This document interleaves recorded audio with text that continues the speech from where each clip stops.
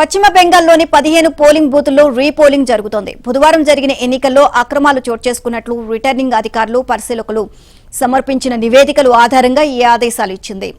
మగ్రాహాట్ పశ్చిమ నియోజకవర్గంలోని 11 బూతులు, డైమండ్ హార్బర్లోని 4 బూతుల్లో రీపోలింగ్ జరుగుతోంది.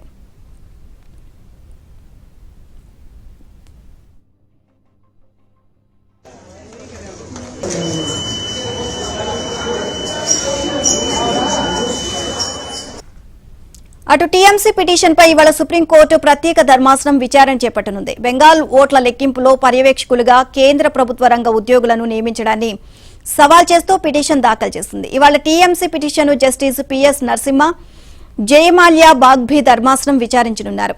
హైకోర్టు తీర్పును టీఎంసీ సుప్రీంకోర్టులో సవాల్ చేసింది.